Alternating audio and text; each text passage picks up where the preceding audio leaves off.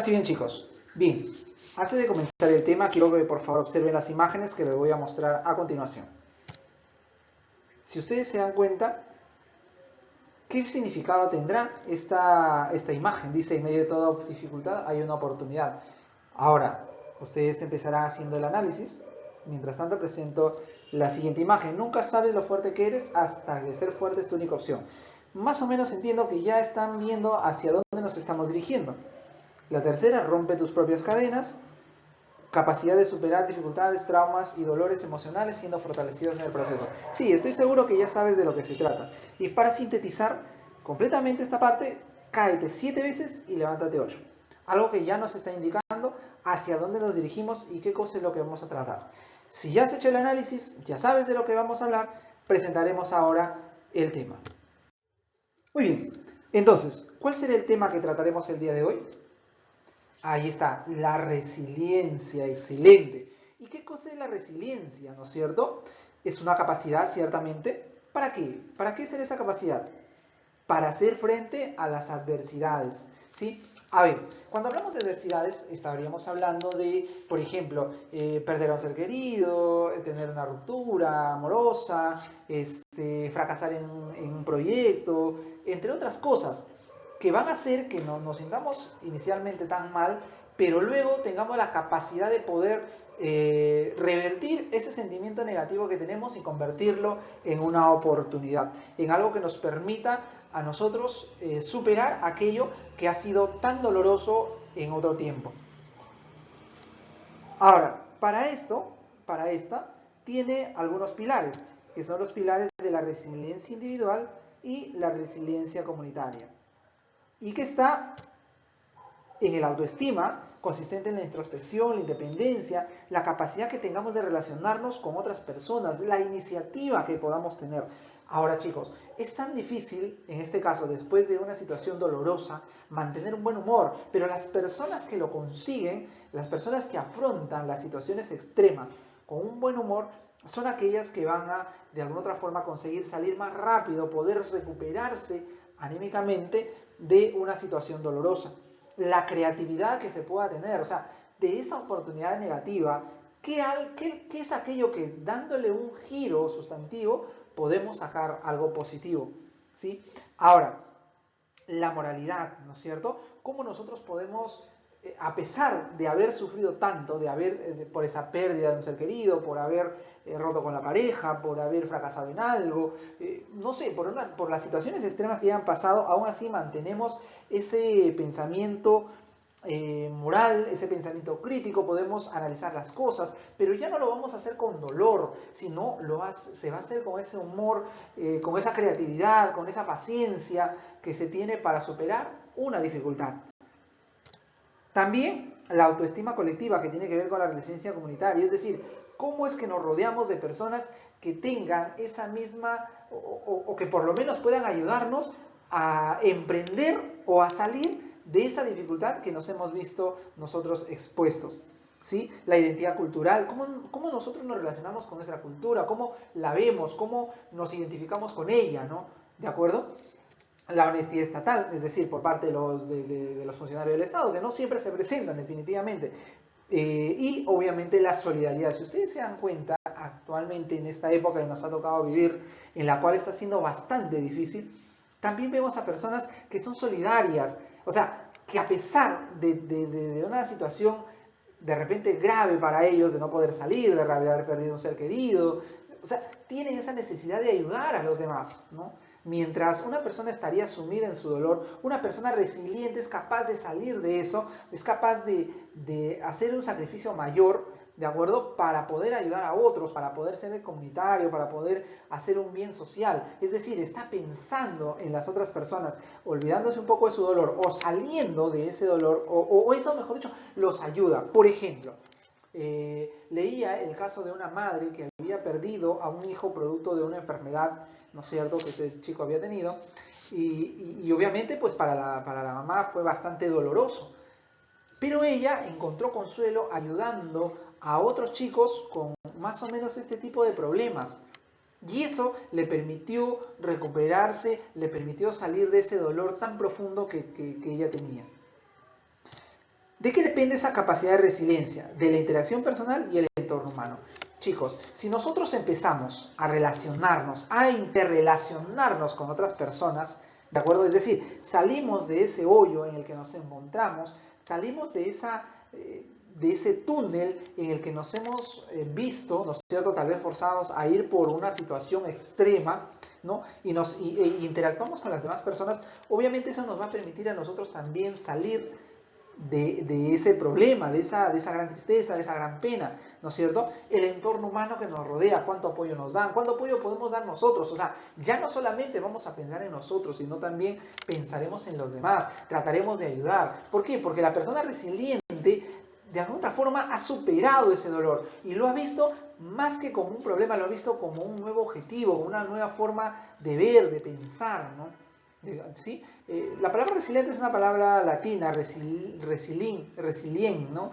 Que viene a ser salto hacia atrás, ¿no? Es decir, volver a la situación como estábamos antes, es decir, a nuestra zona de confort, pero obviamente sabiendo de que algo ha pasado, algo ha cambiado en nuestra vida, pero ese algo no nos ha detenido.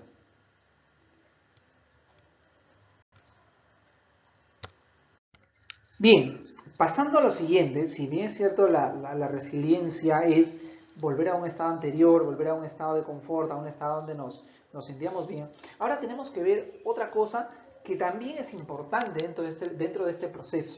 Les muestro igual las imágenes, observen.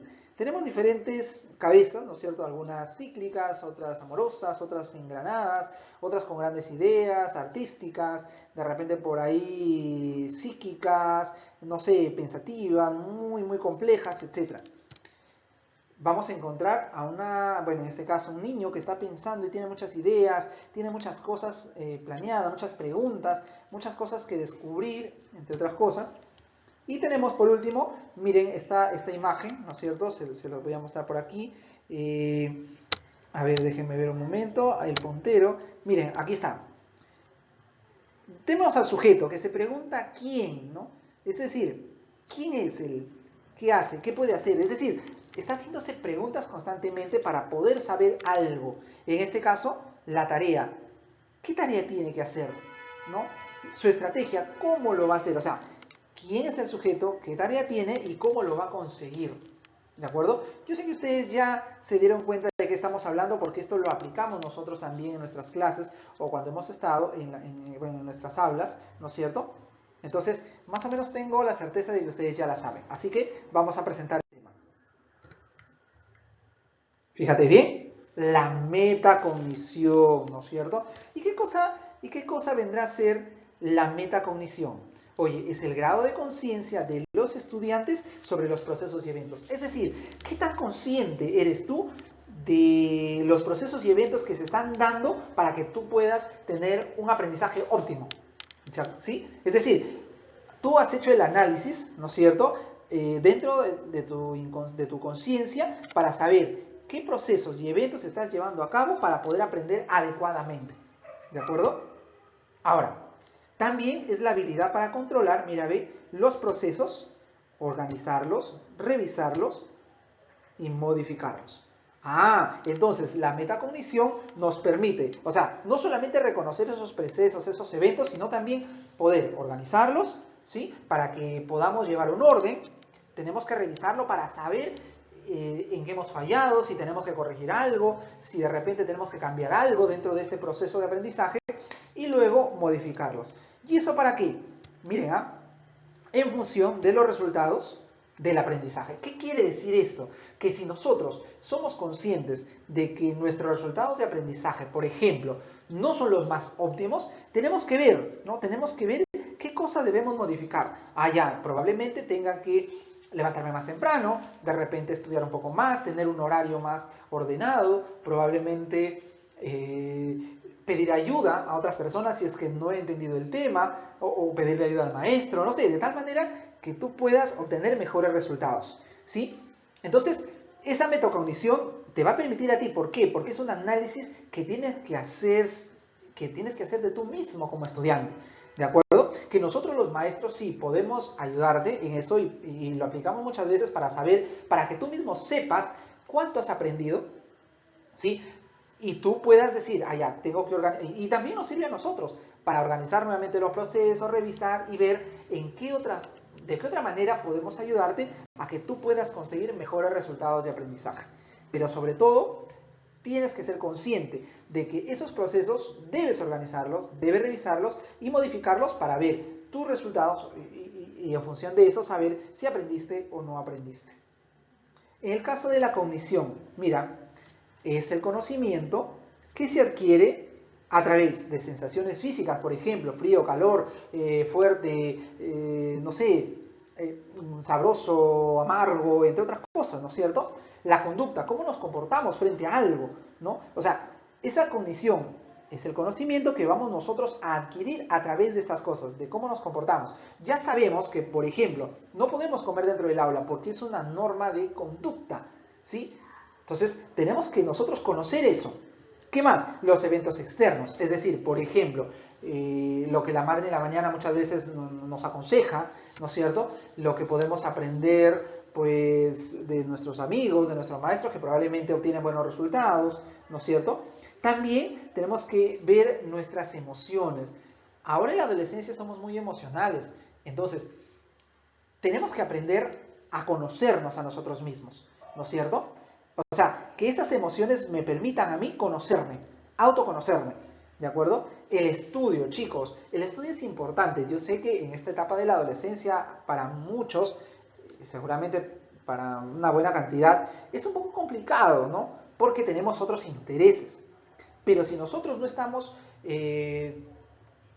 conscientes de que el estudio es lo que nos va a permitir obtener buenos resultados, pues simplemente no nos conocemos. Y por último, la práctica.